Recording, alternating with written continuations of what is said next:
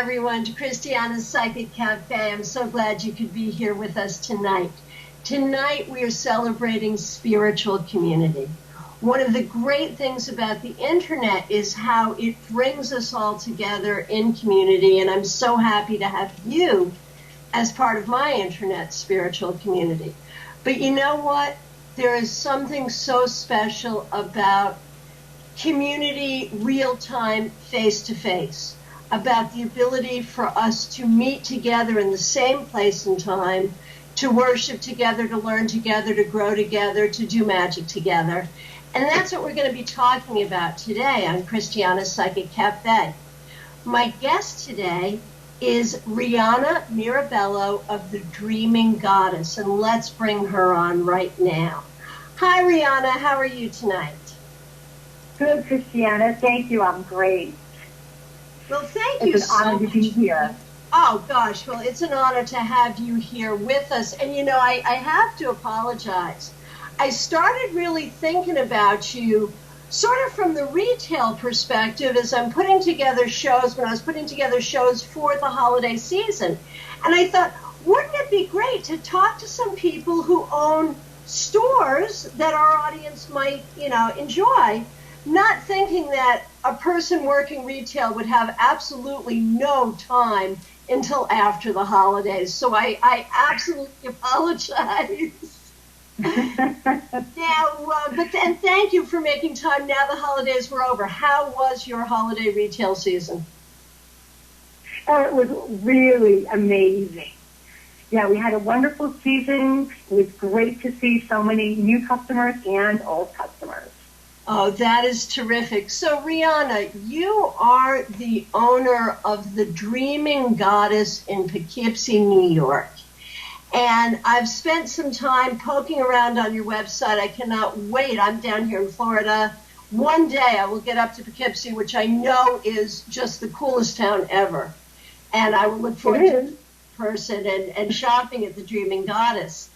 But I got to tell you, you have a great web presence. I have so many questions to ask you about you and what you're doing there in Poughkeepsie. But we do have a video about the Dreaming Goddess, and I think this will give everyone a chance to see some of what you've got going on. So let's play that video now. The Dreaming Goddess is an enchanted haven where you can relax, browse, and enjoy an array of beautiful and spirited merchandise. Now settled in to our new location at 44 Raymond Avenue in Poughkeepsie, we've expanded our inventory of specialized gifts and stylish bohemian clothing. At the Dreaming Goddess, you'll find imported, fairly traded goods and crafts handmade in the U.S., sterling and semi-precious stone jewelry, and crystals and gems from around the world. We carry an extensive selection of tarot decks and oracles and hundreds of greeting cards for every occasion. I'm Rhianna, and I invite you to visit my unique gift shop. We're open 7 days for your convenience in the Arlington district of Poughkeepsie at 44 Raymond Avenue. Visit our website at dreaminggoddess.com for a complete listing of all our workshops and events. For special savings, you'll find us on the Dollar Saver at WKZE.com. Rediscover hometown shopping. Come experience the Dreaming Goddess. Rihanna, I want to go shopping right now. Your store looks fabulous. Thank you.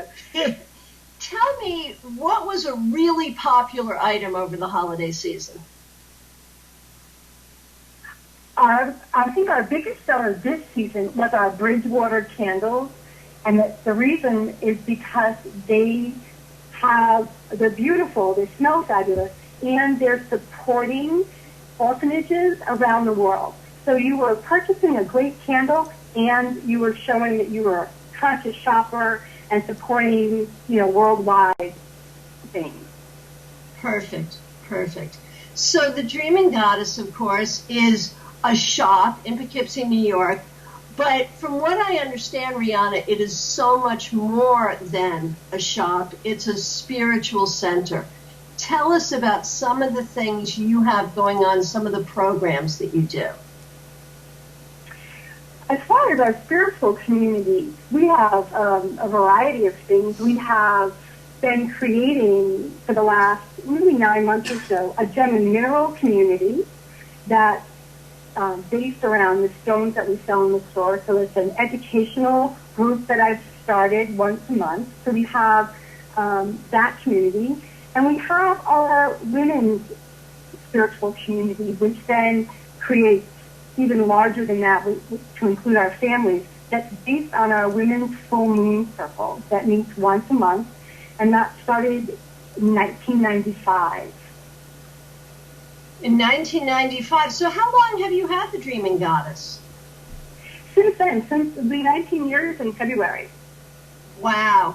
And, you know, I sort of came of age in the 1980s where the way that you connected with people was at the occult bookshop, the witches store, the New Age bookshop. And I think the internet really has changed that. I love the internet, but between the internet and big boxes, I think, you know, community stores like yours have a tougher time. How have you survived? It's interesting to think about that, because back in the 80s, when you really had to want to find out, you really needed to reach out, drive far, really make an effort. And today the information is just so available. It definitely has made a difference. You know, back then, you know, I used to go to classes faithfully every week. I would never miss one. And now now I can't get people to commit to a series sometimes, you know, because people don't have time the same way. So the internet has really supported people getting connected, like you said in the beginning. And yeah, it's been an interesting journey. And I mean, obviously you're doing something right. You have a wonderful reputation. And one of the things that I hear, you know, it's always nice to hear what people are saying about you. One of the things I hear about you, Rhianna, is that you are really trained and just an open channel for creating really beautiful ceremony. Can you tell us a little bit about the ceremonial work that you do? Oh, well, thank you for that high compliment. And I have been studying, you know, probably most of my life, something alternative, right? Looking for something outside the box of traditional religion. And that has supported me in traveling abroad, traveling around, really seeking different things. So my toolbox comes from lots of different traditions. And so I can create ceremony and ritual that's very eclectic and that people can find within there what works for them, because that's what I've done. I've picked a little bit from this and a little bit from this, and so my garden is very rich, which allows other people to feel the same way. What I think that most of my community has left the big five, right, has left that box of religion, that confining box, to really piece together their own, and I create rituals that allow them to do that, to allow them to feel comfortable in going, okay, there's not a set of rules any longer, which is really a wonderful gift, is that I don't have any rules, and so it allows them to have the freedom to connect with what feels good. Wow. You know, that is so empowering, Rhianna, and reminds me of my own journey. I, you know, started out studying Dianic Wicca and Gardnerian Wicca, and then finally Starhawkian, I think they're calling it now. And I learned so much from all of those paths and then many others before and since.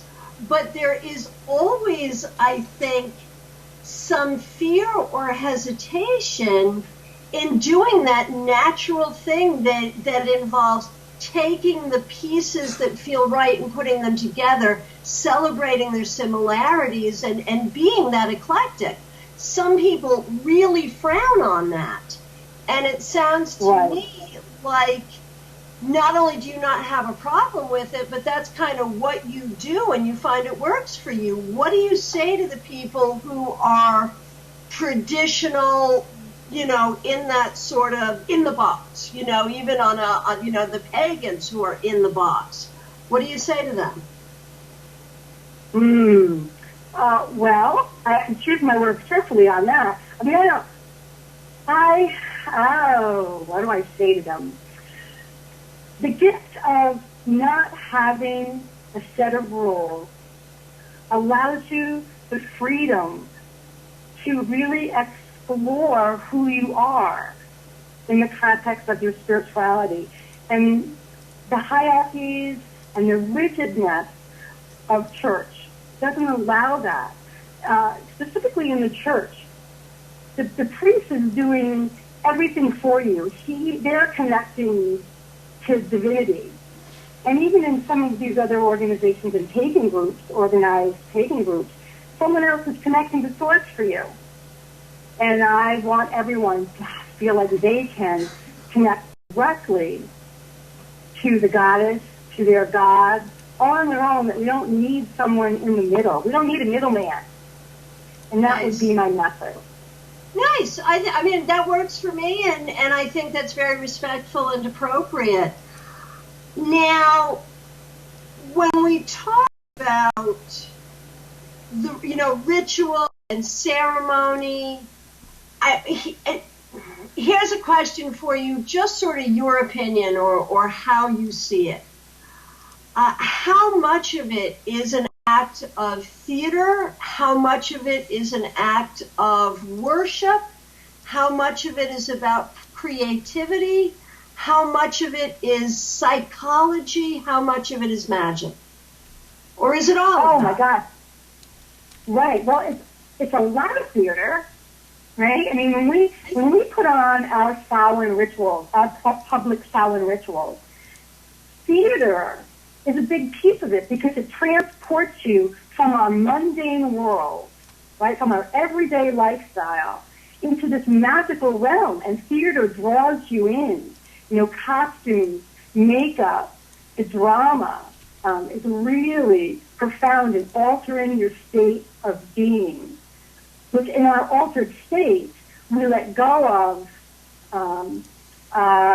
the facade of who we are, right? And we become more real, and then we can connect to source. So it's a lot of theater and drama when we do a big ritual, like our big community rituals. A lot of psychology, a lot of figuring out group dynamics. I have studied that, and I feel well versed in group dynamics, which really supports me in managing the energy of the circle. And then the magic comes from that. The magic comes from creating that safety, which people trust me and the women that I work with, that we're going to create for them a safe haven.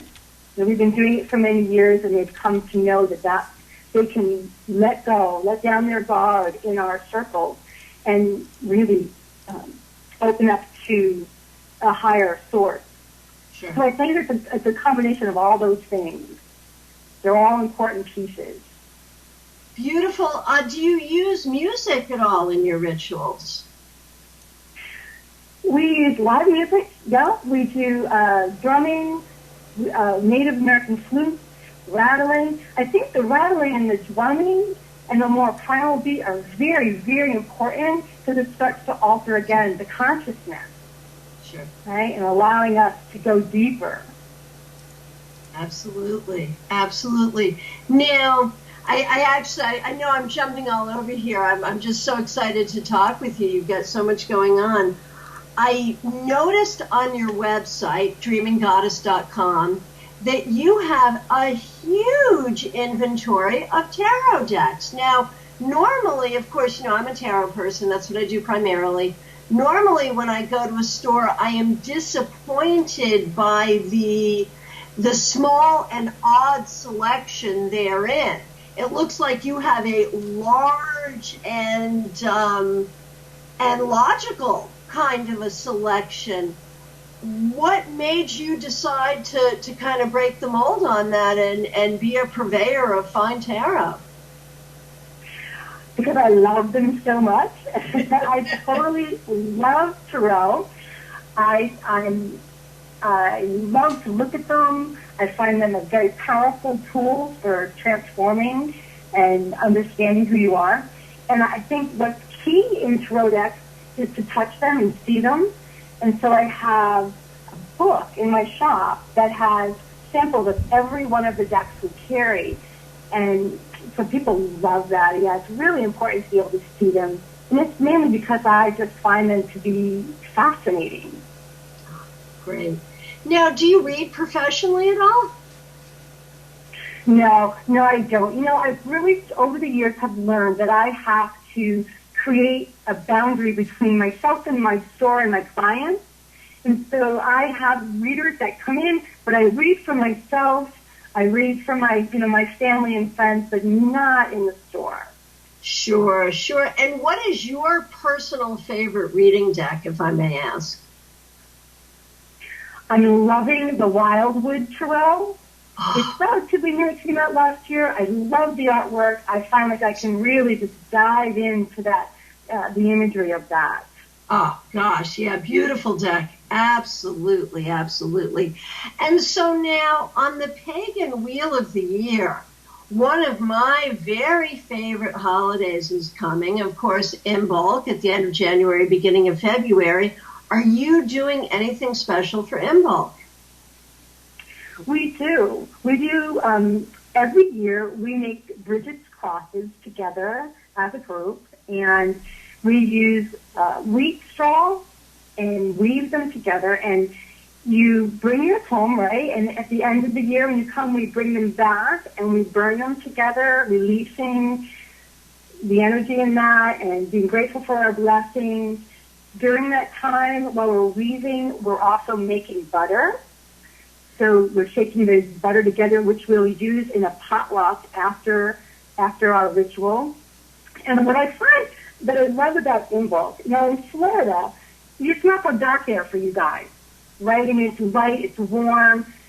So if it wasn't on the Wheel of the Year, you probably wouldn't celebrate it because you don't have to suffer from that dark seasonal disorder and craziness that we get up here in the Northeast. Oh, so what's important? Yes. Well, that's why this is my favorite holiday. I moved to Florida. I'm from Connecticut and New York. I moved and Pennsylvania. Okay. I moved to Florida for one reason and one reason only, and that is exactly as you say. I don't want to deal with that anymore. Of course, people who can see me see I'm actually wearing a turtleneck sweater, the only one that I brought from the Northeast when I moved to Florida, because it is 45 freaking degrees here, and that, to us, is really, really, really cold. But, from a pagan perspective, I have learned to call it fuzzy cloak weather. And I'm really happy that this Imbolc will probably be cold enough for me to wear my full ceremonial garb, which was made for me when I was in New England. So, yeah, Imbolc is still important because it is freaking cold here. But yeah, when I first moved here, I didn't lose my connection to the goddess, but I lost my connection to the Wheel of the Year because winter is so horrible for me that the Wheel of the Year was what kept me sane, is just finding the spiritual healing of winter and doing that internal dark journey and all of that. And so my first couple of years in Florida, I was kind of a space case about that. You're exactly right. So tell me about your ritual. What will you do for a ritual? We will honor one another and our friendship because that Imbolc to me is a time in this long winter, cold darkness that is about inspiration in the darkness. So we'll come together as a loving community with our families and to celebrate that we're together and that we have one another and that we're the light in each other's life. And so that feels like the most important thing that we'll do first, is just to really celebrate that. And we'll talk about that, and we'll celebrate that when we're done. And we will make offerings to Bridget, because it is Bridget's holiday, and so she's the goddess of the hearth and poetry and healing, right? So often we'll have people bring poetry. We will have a mixture of wonderful herbs and offerings that we will toss into the heart. Thank you, Bridget, for, keeping us safe for another year and honoring all of that. And then we will drink some coquito and celebrate.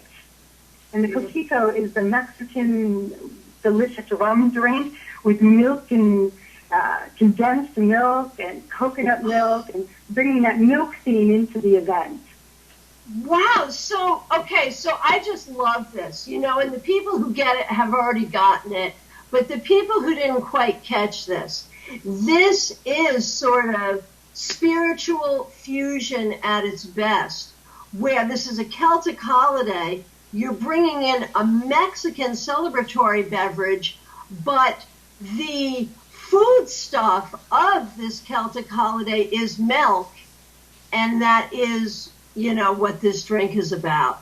So how great is that?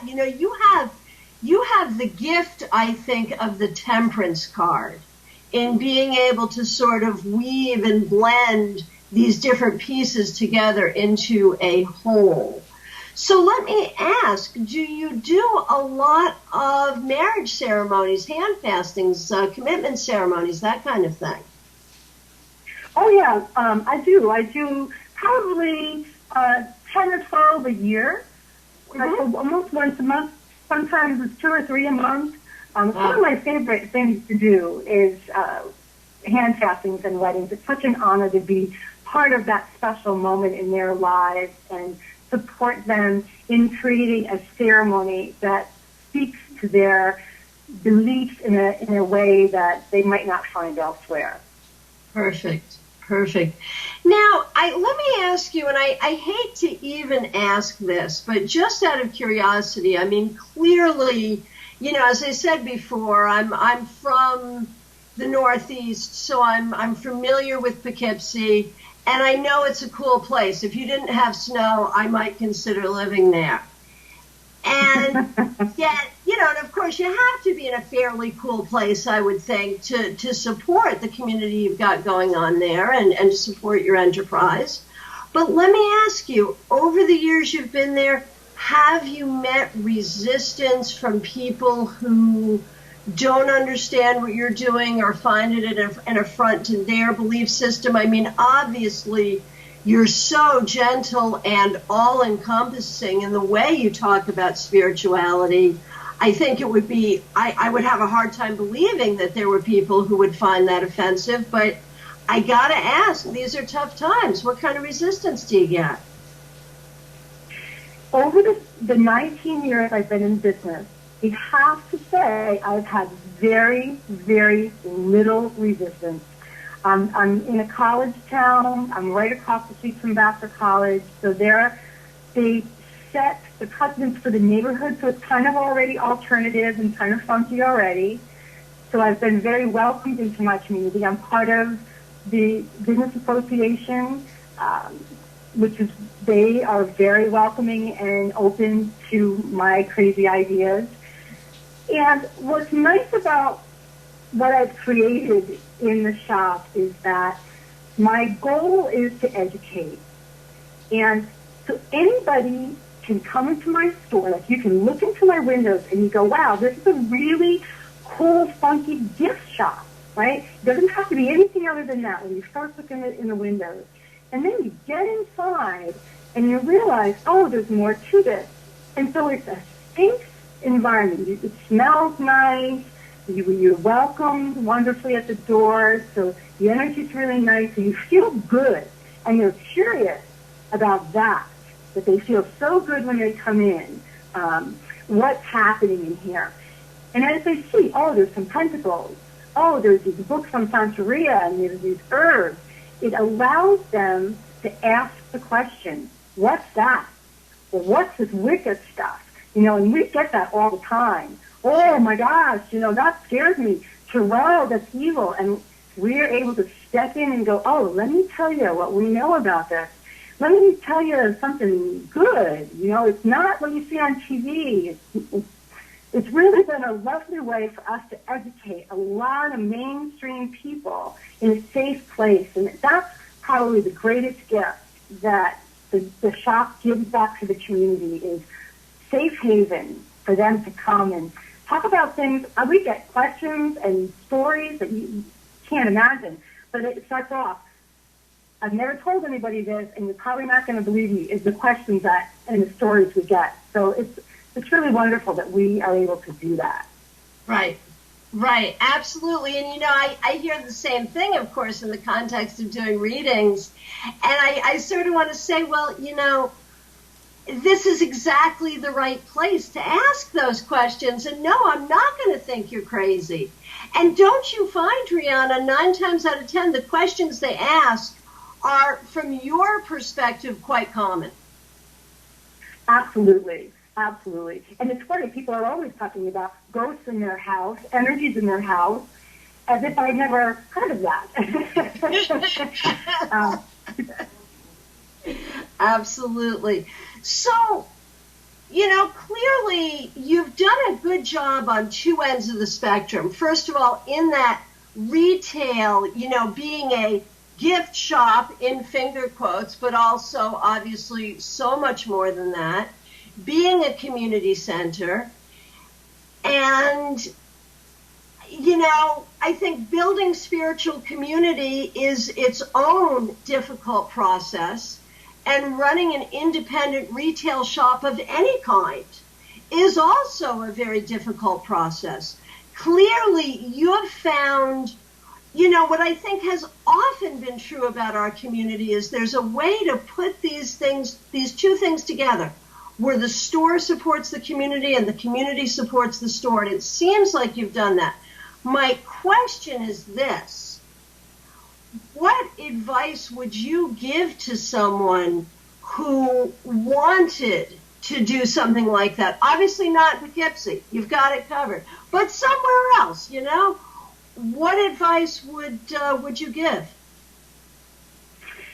It would be to follow your internal voice all the time. I think my shop is a gift from the Gaudet. There's no doubt about that. And I just trusted myself along the way, and I trusted outside of what people were saying to me, and I listened. And that would be my advice, is to really listen to what your gut is telling you and what your higher self is telling you. Nice. Nice. Very good. And is there anything else that you would like to share with us today about your path, about the Dreaming Goddess, about programs you have? What haven't we covered that you wanted people to know? What I want people to know and what I want people to do in their lives is to not get stuck on the how-tos. Right? They read a book and then they think they don't know how to do it right. And I would like people to, again, trust their inner voice and their connection to Source as long as you're aligned with positive energy, with positive thoughts. Anything that you do is going to be good for you. And that's the message I would want people to get. Wow. And I think you really hit the nail on the head right there, in that a lot of people will look at the books and they come to it with this very superstitious kind of belief, like if they do it wrong, that they're gonna, bring some terrible thing. I guess they've seen horror movies or whatever. And I like that message, that if you go with your gut, if you go with the right intention, it's all going to be good. Is that what you're saying? Yes. The like attracts like, right? So your positive energy is going to bring positive energy back to you. And if you don't have the right size cauldron or the right incense, you're going to be okay. Right. And I know, and I have to say, I honor those who have a more rigid ceremonial path, those who follow a tradition and adhere to it more specifically. I honor that, and I honor the keeping of tradition. But Rhianna, I got to tell you, I'm with you. I really love I feel like we're in this global age for a reason. You know, that if we were born 100 years ago, we would only practice what was done around us, because what else would we know? But we now have the opportunity to really travel and to learn and to share with one another. And so let me ask you, last question.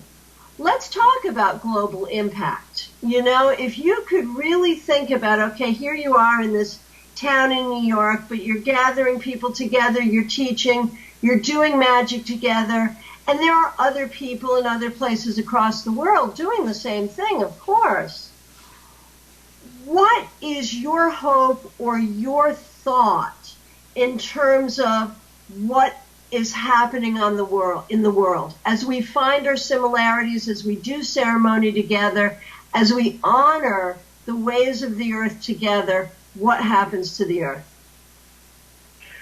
Well, my hope is that when we sit together in a circle and we raise our vibration, and everyone else around the world is doing the same thing, like on Involve, when we're all honoring that time together, that we are raising consciousness so that it ripples out and begins to affect others, like that 100th monkey theory. And that's what it's about. The more we raise consciousness, that ripples, and that our consciousness about how we tend to the earth, how we tend to one another, how we tend to our own gardens, all it elevates, that we all reach that higher perspective where we see how the web is connected and that our choices really make a difference. That's my prayer. Beautiful, beautiful, and thank you so much for being part of making that happen. Rhianna Mirabello, the website is dreaminggoddess.com. Check her out. If you happen to be in the Poughkeepsie area in New York, drop in and see her. And again, Rhianna, I thank you so much for being a part of Christiana's Psychic Cafe tonight. Thank you. Thank you for inviting me. It's my great pleasure. Wow. Well, that is an amazing example of how one person has worked to build spiritual community around her beliefs, bringing in eclectic thought from all over the world. Now I want to talk about a similar but different kind of spiritual community, one that's very close to my heart, as is Rhianna's community. I want to talk about the community that forms around beautiful music. In one of my old hometowns of New Haven, Connecticut, there is a band of young people, and I got to tell you, you know, I'm of an age, and a lot of you are of the same age as I am, where we start wondering, what's happening on the planet? What's happening with the youth of today? They're not cool like we were. And what's going to happen to the planet? Well, once you watch the next video, I think you'll feel better. These are some young people in New Haven, Connecticut, who are building a community with music with a fabulous message. So let's watch this video now from Live Bands Touring.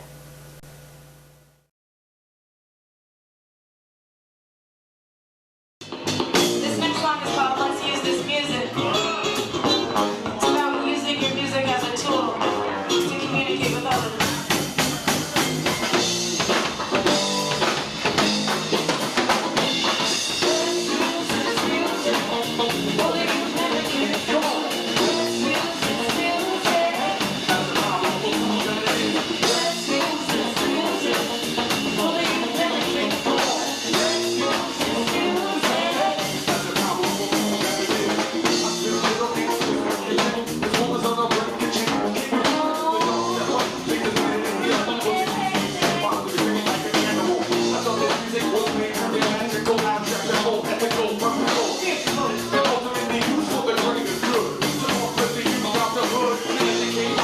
I would say that our fans are the most important part, because when we're creating this music, we're writing it with the intention of getting a message through to someone. So when we're writing a song, we're thinking about how can we empower people right now in a time that needs change with a powerful message. So, you know, without the fans, there's really no point of the music that we play, because there's really no change. There's no change, yeah. So they're the most important part, and we are blessed and gifted and so are you, and you are blessed and gifted and so are we, comes out of the fact that we believe, you know, I am you and you are me, and we're in this together as one living force of life. So you are blessed and gifted and so are we. Thank you guys so much. It's such an honor to be here. We are blessed and gifted, so are you. I think it's just a statement to help everyone realize that this experience and this moment truly is a miracle. And you know, especially when we can get together and we can play music and share our vibration with people, it's a miracle every single time, and I feel so honored to be part of it.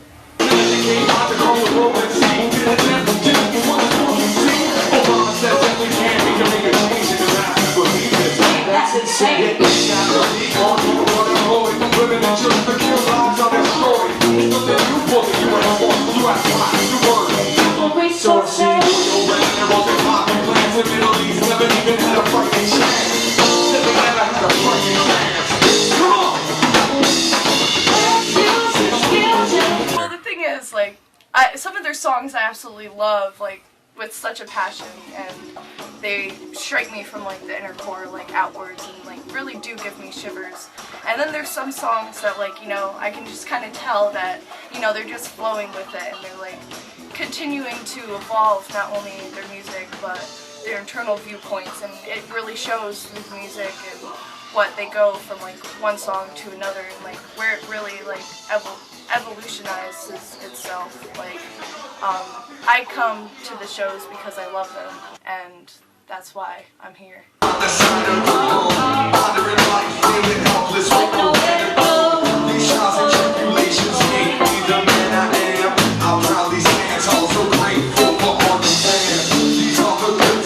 You can really just see the energy that they're putting off in their music. You can see that being expressed through their audience.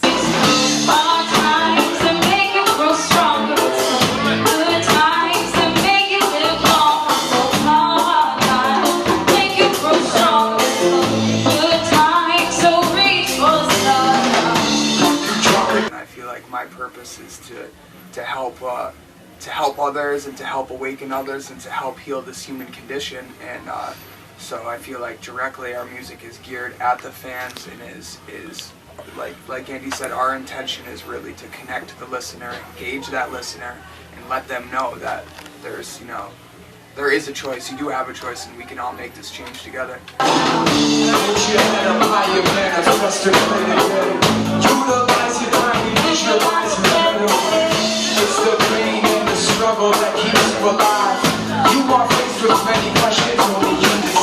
We don't consider ourselves blessed and gifted. We consider everyone as divine, beautiful creatures who are all blessed and gifted, and that's why we always say that phrase at the end of all of our shows.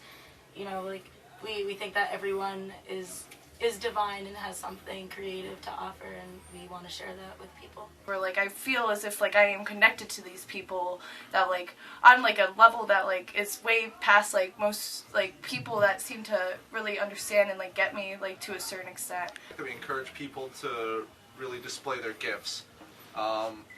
We're up on stage, but we're not really the stars of the show. Our audience is, and that's another reason why they're so important. But we encourage people to show their gifts, express their art, express themselves, and we try to promote that through our music. I'm so happy, I feel so happy, I'm so happy, I'm so damn happy, I'm happy.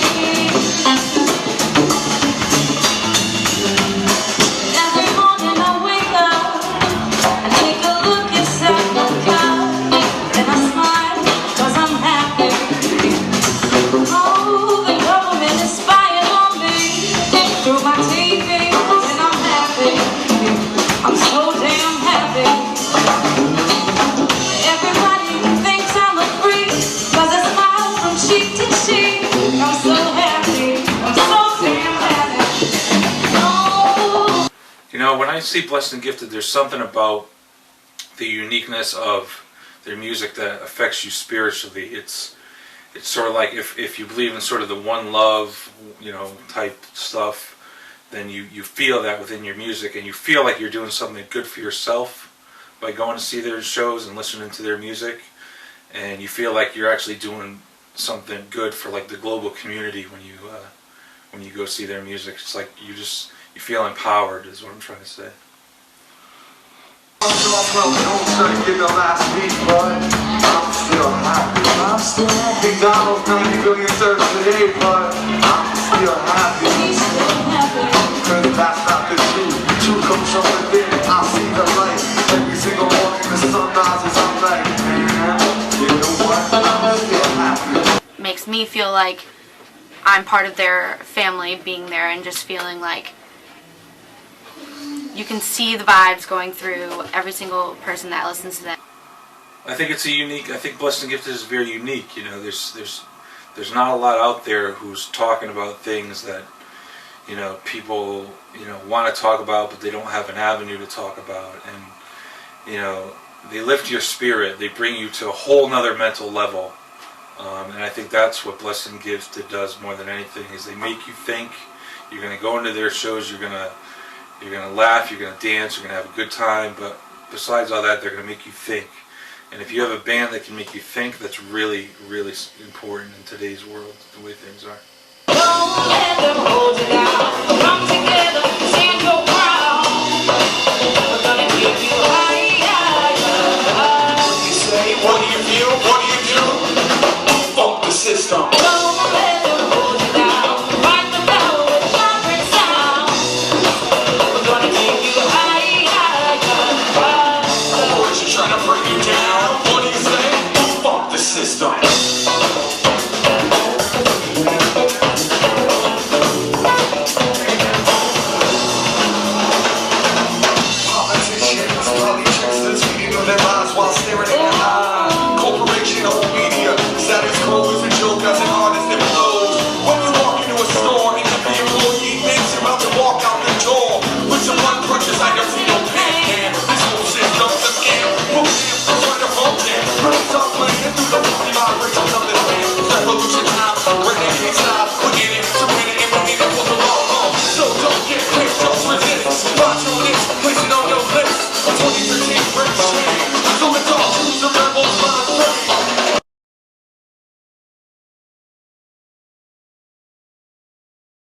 My name is Christiana Gaudet. I am a certified tarot grandmaster. I've been a professional psychic tarot reader for the past 20 years. I'm available to read for you by phone or Skype. In a reading, I can help you make sense of your past, I can help you make the most of your present, and I can help you look to the future to prepare for what might be coming and to help manifest the future that you want. In a reading, we'll take a look at your relationships, we'll take a look at your career, at your creativity, at your goals, your hopes, and your dreams. I even have the ability to communicate with your loved ones who have passed on. So what are you waiting for? Give me a call today and we'll talk about the wonderful things that can happen in your life.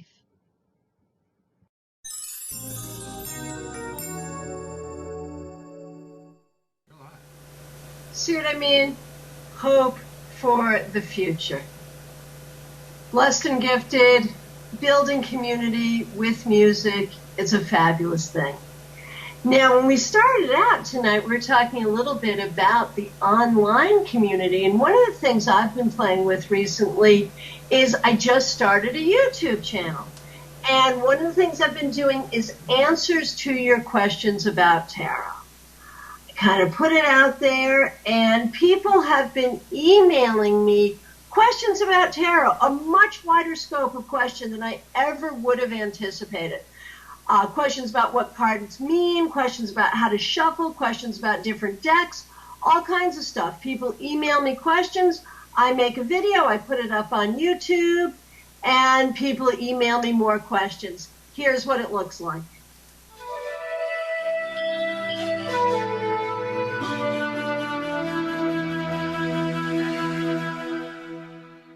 Hi, this is Christiana Gaudet with more answers to your questions about tarot. Today's question comes from Isaac in Mexico. He is 25 years old. He has 3 tarot decks, and the one that he likes the best is the Mary L. Tarot. His question is about that. What he asks is, what are your thoughts about the Mary L. Tarot? Is it good for beginners? And what about the meanings in the companion book? I've heard some people complain about them. Isaac, I want to thank you so much for your question. This is a very exciting question for me. I will tell you that I do not own a copy of Mary L. yet, but I did have the opportunity to interview its artist and author, Marie White, long before it was published. One of the interesting things about Mary L. is it was 10 years in progress, and she kept a website. Marie kept a website the entire time so we could see the cards as she rendered them. So the entire tarot community, or virtually the entire tarot community, watched this deck unfold over a period of many years. Now, I think you've figured out that Mary L. is not a traditional tarot deck, and in fact, there are some images in this deck that are quite controversial. I would say the Hierophant that shows the woman nursing twins is one that has some people scratching their heads. So the question you ask is this a good deck for beginners? Would it be on my list of decks that I would recommend for beginners? No, it wouldn't. It's not traditional enough. It certainly does not follow the Waite, Rider, Smith tradition. I think it's a little closer to the Crowley tradition, but Marie White, very freely admits that she's used her own inspiration. She's used her own understanding of tarot, her own study of tarot. Again, I think she honors Crowley more than she honors Waite, but she's created what tarot looks like for her. If this resonates for you, and it is an extremely evocative deck, as an artist, she is fabulous. And she is a real tarotist. She is not just an artist who decided to create a tarot deck. She really put her heart and soul into this deck because she loves tarot just as she loves art. So while I would not say that this is a deck for beginners, if it resonates for you, and clearly it does, it's your deck. And that's the thing that we all need to think about when we think about choosing a tarot deck, especially early on when we're just learning. There are a number of tarot traditions. If you want to learn one of those traditions, you need to get a deck that is of that tradition. If you want to learn how to read with a Waite deck, get a Waite deck or get a Waite clone. If you want to learn how to read with a Crowley deck, get a Crowley deck. If you want to learn to read Marseille, get a Marseille deck. I would argue that Mary L. is its own thing. I think that if you start out learning Mary L. Tarot and it resonates for you, you might have to read some more books if you want to pick up a more traditional deck later on. Is that a problem? No. You're a smart guy. If you want to learn something else later, by all means, learn something else. Don't think that you can work with Mary L. and then easily pick up another deck and make that transition. As I said, you'll have to read some books. I think you can handle that. So while not a beginner deck, this deck has clearly called you and clearly resonates for you. So I think it's a great deck for you. Now, okay, you've heard some complaints about the companion book. I don't know what those complaints are, but my guess is, again, it's because Marie didn't just copy and paste traditions from another tarot deck. Marie has really built something on the basis of tarot for sure, but something that pushes the boundaries a little bit, and some people aren't comfortable with pushing the boundaries. Some people just want to see a rehashing of the same old tradition over and over and over again, and that's fine.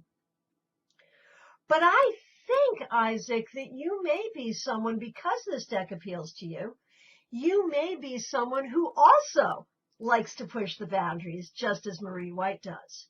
So I think this is a good deck for you. Now, the larger question is, how do you choose your deck? How does each person choose the deck that's right for them? Remembering that you can use many decks, and that a deck that resonates for you now may not resonate for you in 5 years from now, and you may want to bring a new deck in. You know, you're not married to it. You can always try a different deck. But I think that if you find the images evocative, if you can look at an image and read the book and say, yeah, I get that, and I can think of ways that this card applies to me and applies to my life and applies to things I've seen in life.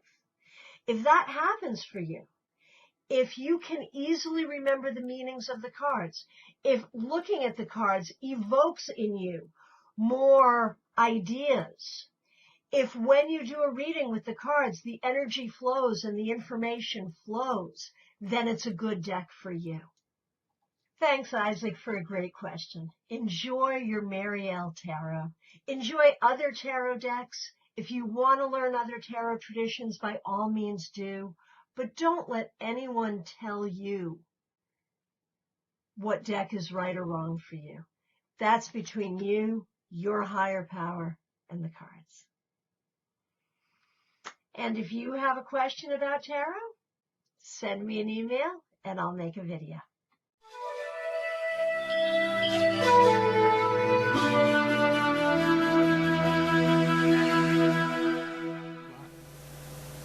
So if you have a question about tarot, go ahead and email me, Christiana, at tarotbychristiana.com.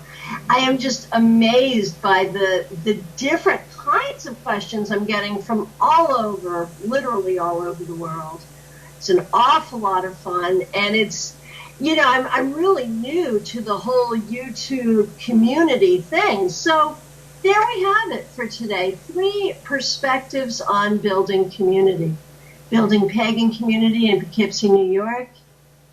Building a community around music in New Haven, Connecticut. And of course, building a community around tarot on YouTube.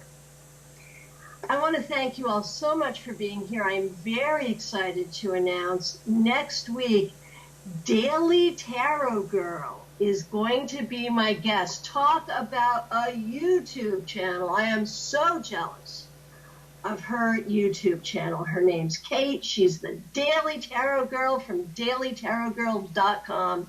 She will be my guest next week. I want to remind you, too, that I do a whole series of tarot webinars, free webinars, premium webinars. If you are interested in knowing what's coming up on the Psychic Cafe, if you are interested in knowing when my webinars are, all you have to do is get my weekly e-newsletter. Every week I do a different theme. Every week we have tarot exercises.